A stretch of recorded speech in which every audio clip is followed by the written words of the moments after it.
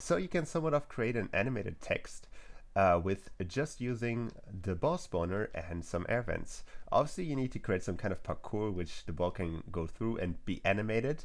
But in general, it's super easy to make. You just need the ball spawner, and all you need to set in here is the HUD icon. You need to set that to batch style. This is by default to none.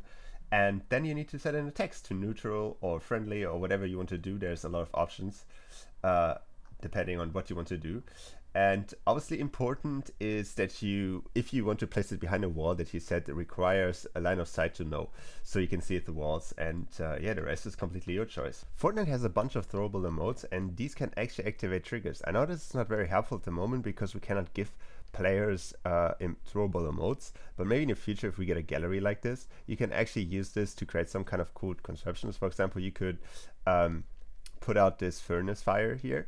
So all you have to do is basically use a trigger device in front of it and then have a channel which links to a customizable light. For example, this one works very good right here.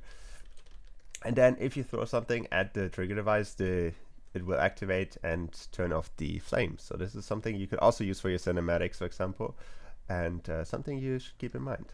So a lot of you guys probably already know that vents can destroy tiles in like a radius of a certain amount. So if I would place this a little bit more on top of here and I would jump on this, it would actually destroy the wood on top.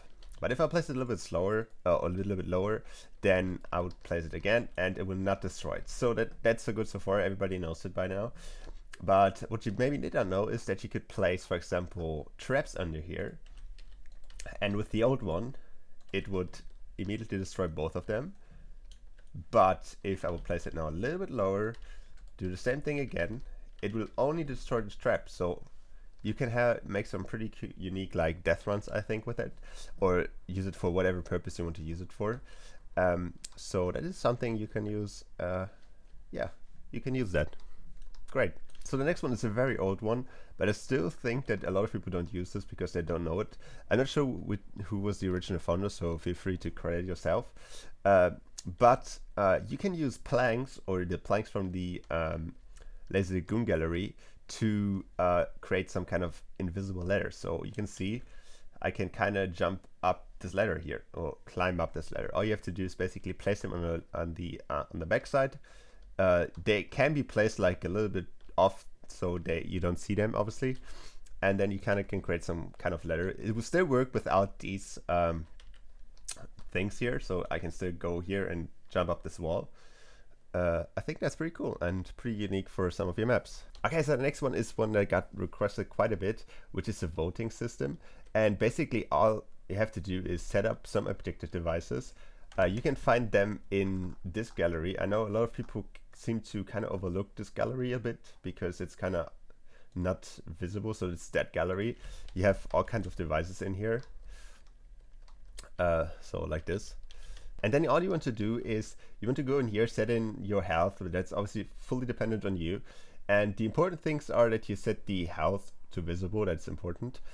And when destroyed is basically what this particular vote will give the player. So I set that to channel 1, and this will transmit to these two devices, which give you a shotgun and an AR. And on the other hand, we have another device, which is a different channel, and sends a signal to these two devices, which then give you a P90 and a pump shotgun. So only one important thing in here is that you want to disable them by each other. So if this one gets activated, then I want this one to disappear. So you set turn off visibility when receiving from the same channel as when destroyed here, and vice versa. So this one obviously channel 2, and this one gets disabled when channel 1. When channel 2, I mean. And that is basically all you have to do. Okay, so here's a little trick which you can use with the trick tile. Funny, that's the thing is called trick tile. Okay, so here's a little tip that you can use on the trick tile. So a lot of you guys probably by now already know that the trick tile allows you to walk through traps now. So if I would activate the trick tile over here, this trap becomes kind of like a non-obstacle, so I can actually jump through this trap and actually get killed by it. It works functionally, but it is kind of like not walkable, so I will fall through it if I jump here. Like you can see, I straight fall through it. But on this side, I placed a player spawner, and for some reason, the player spawner does not have the option to do that. So I'm kind of like stuck under here, and I can also walk on top of it and also destroy wood through it. So I think this is a unique trick which you can use to kind of like create invisible barriers, or like, I don't know, something like this. Speaking of invisible barriers, the objective device can be used as one as well. And it's super nice because you can transform it, you can use it as a prop, so you can put it in places where maybe your actual barrier is not functioning very well. And you can scale it up like crazy. So what you obviously want to do is set it to invulnerable. That makes sense. The health bar, obviously hide that thing. Set it to visible during games, obviously also to off. Collision during games, you want to set that to on, because you want to have like a barrier, obviously. And depending on what you want to create, if there's only weapons that should shoot through it, or everything, then you obviously want to set collides width to your preferred option. But I think this is a pretty nice and unique option to your normal trap barrier, which is kind of limited in where you can place it. Instead of using two teleporters, which have a very odd hitbox on where you can actually go in to get teleported, try to use trigger devices. These are very nice and have a clean edge, and you know where to place them, and you can always see if I walk here, I get teleported, if not, whatever. All you have to do is basically just go in here, teleport to when receiving, and then set it to the same channel as the trigger.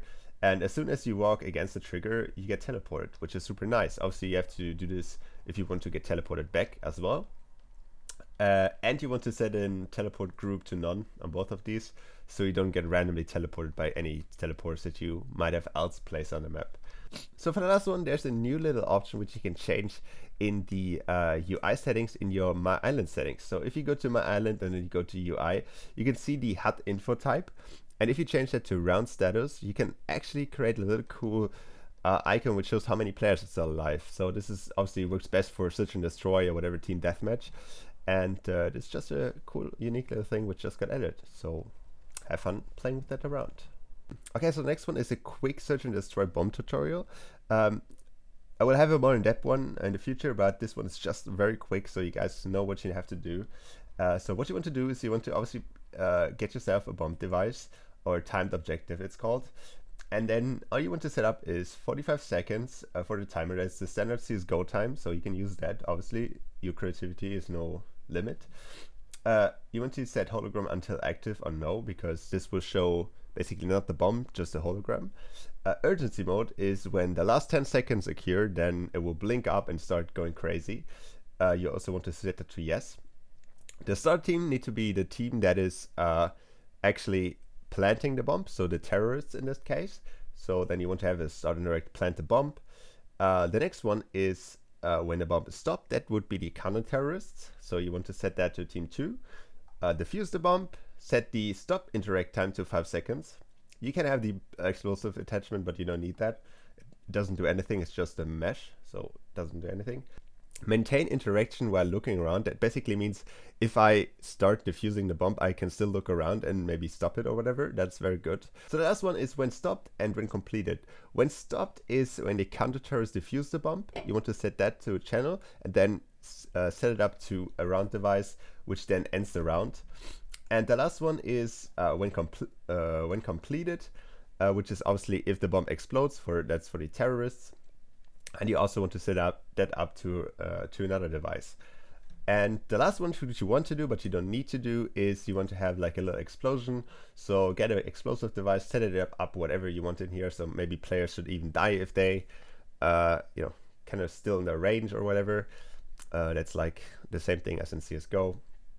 And then obviously you just want to go in here and change the explode when receiving from to channel 1, which is the same one as complete. So that is an easy quick tutorial on how you can create a bomb scenario for your Search and Destroy maps.